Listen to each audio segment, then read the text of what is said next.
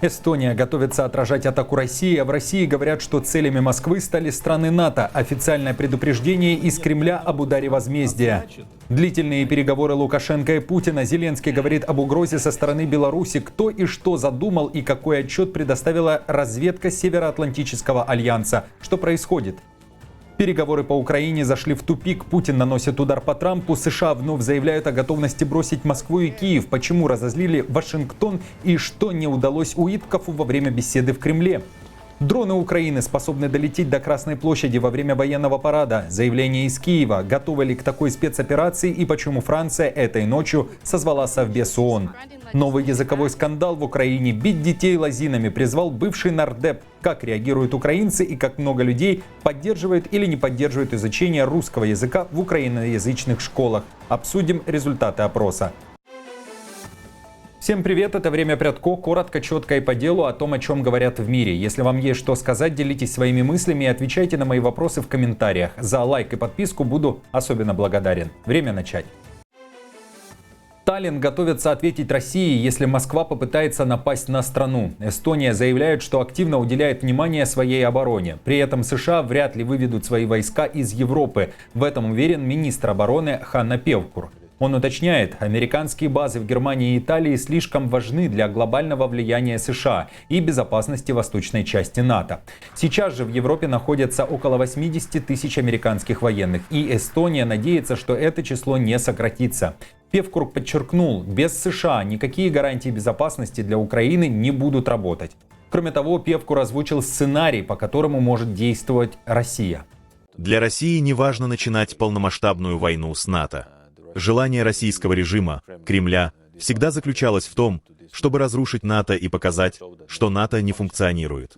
Для этого им достаточно развязать небольшой региональный конфликт, и тогда мы можем оказаться в беде, если НАТО не отреагирует достаточно быстро. Поэтому я не гадаю на хрустальном шаре. Я готовлю эстонскую нацию и НАТО, как часть Альянса, к сдерживанию России и к тому, чтобы послать четкий сигнал. Если у них появится хотя бы малейшее желание, мы готовы ответить. А страны НАТО действительно цели для Москвы. Это подтвердил Медведев. Накануне он даже перечислил страны, по которым может прилететь. В списке теперь Швеция и соседняя Финляндия, у которой с Россией практически 1300-километровая общая граница.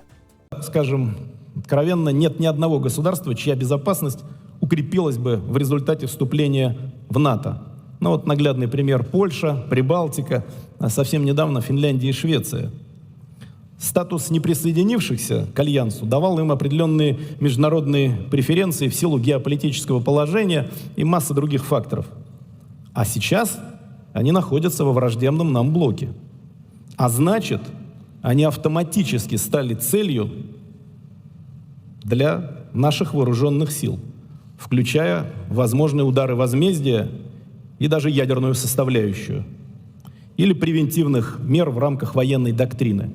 Европа должна быть готова к чрезвычайной ситуации уже этим летом. На это намекает Зеленский, который накануне заявил, что Беларусь может вновь стать стартовой военной площадкой для России во время масштабных военных учений под названием «Запад-2025», которые проведут Москва и Минск в этом году на территории республики. И посмотрите на Беларусь. Россия что-то готовит там этим летом, используя военные учения как прикрытие. Обычно так они начинают новую атаку. Но куда это приведет? Я не знаю. Украина, Литва, Польша. Боже упаси, нет. Но мы все должны быть готовы. Такое заявление прозвучало накануне, в тот момент, когда Путин и Лукашенко проводили двусторонние переговоры в Волгограде. Беседа длилась около 4 часов. Однако, как слышим, Зеленский не озвучил никаких подробностей, лишь сказал, что-то готовят. Отмечу, что в феврале этого года Зеленский уже озвучивал подобный сценарий. Он уверен, что начало учений может привести к наступлению. И тогда уверял, что не обязательно это будет наступление на Украину, скорее на Польшу или Литву. А в Вильнюсе уже заявили, ничего не бояться, ведь учения будут не настолько масштабными, чтобы переживать. Но если надо, то союзники НАТО продемонстрируют Путину и Лукашенко свою боевую готовность. Разведка НАТО на данный момент не имеет данных, указывающих на то, что учения «Запад-2025» будут масштабными и могут представлять угрозу. Таким образом, драматизировать ситуацию нет необходимости, но она находится под постоянным мониторингом. Переговоры по Украине в тупике. Процесс зашел в глухой угол. Уиткофу, который уже 4 раза побывал в Москве на переговорах с Путиным, похоже, не удается достичь необходимых целей. Кремль по-прежнему настаивает на том, что должен забрать себе 4 украинских области. Это требование наносит удар по усилиям Трампа достичь перемирия и окончательного прекращения войны. Детали сообщает Bloomberg.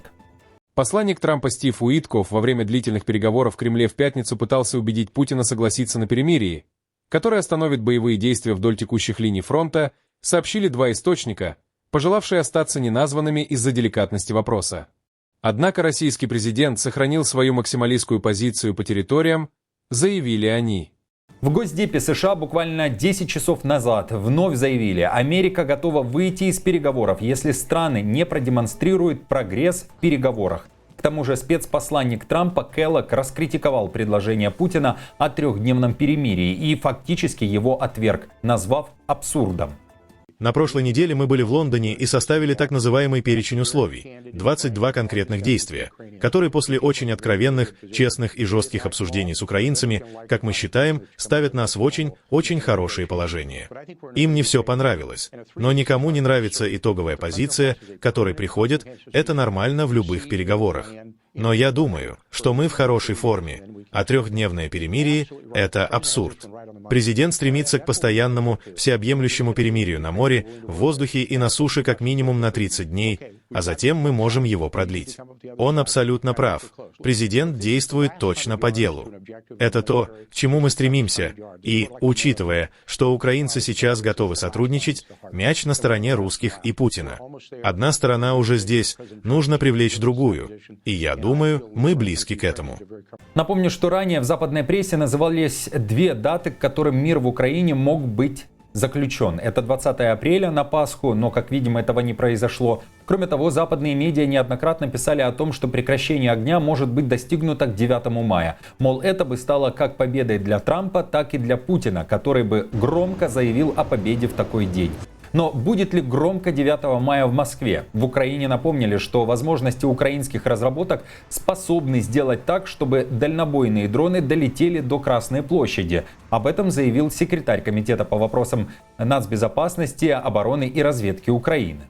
У нас есть такие возможности. И если будет команда, и это будет спланировано, то, я думаю, россияне 100% стянут все ПВО из России, какое только есть, чтобы прикрыть Красную площадь.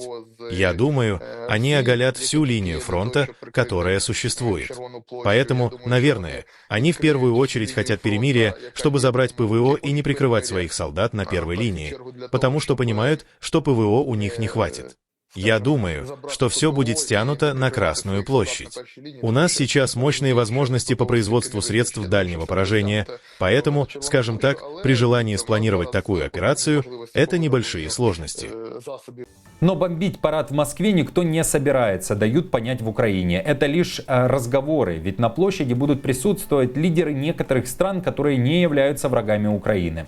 В Киеве, несмотря на обсуждение возможностей украинского оружия, говорят о том, что предложение о прекращении огня остается в силе. По этому поводу этой ночью было собрано заседание Совбеза ООН. Инициатором стала Франция. Говорили о давлении на Россию, которое бы заставило Путина прекратить войну. Украина все делает ради мира. Мы согласились с предложением США о полном прекращении огня 49 дней назад, а Россия – нет. Это четкое свидетельство того, кто заинтересован в мире, а кто желает продолжать войну. Новый старый языковой скандал в Украине. За русский язык необходимо хлыстать детей лозиной. Эти слова актера Бенюка, сказанные в интервью блогеру Алине Доротюк, облетели не только Украину, но уже и прилетели в РФ. Бенюк, отвечая на вопрос, как бороться с молодежью, которая не всегда готова переходить на украинский, ответил, что прививать любовь к языку надо, вероятно, силой. Давайте послушаем. Берешь лозу. Вчера было вербное воскресенье, и этой лозой отхлестать один раз, чтобы они навсегда забыли, что существует русский язык. Таким образом, ты пробуждаешь в ребенке гордость за свой язык. Потому что, когда он осознает эту гордость, он будет чувствовать себя украинцем.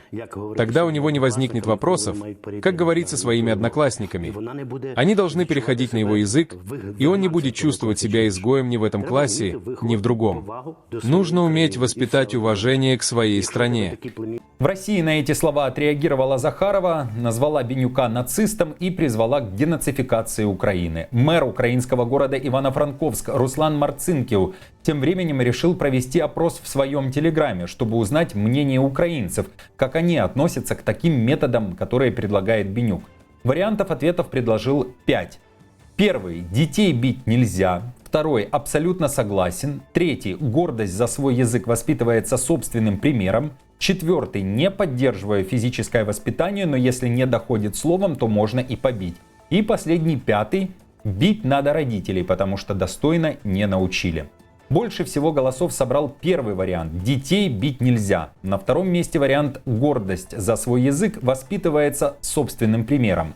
Вариант «абсолютно согласен с методами Бенюка» или же «поддерживаю физическое насилие» оказались антилидерами рейтинга, собрав менее 10% голосов. Украинцы против таких методов.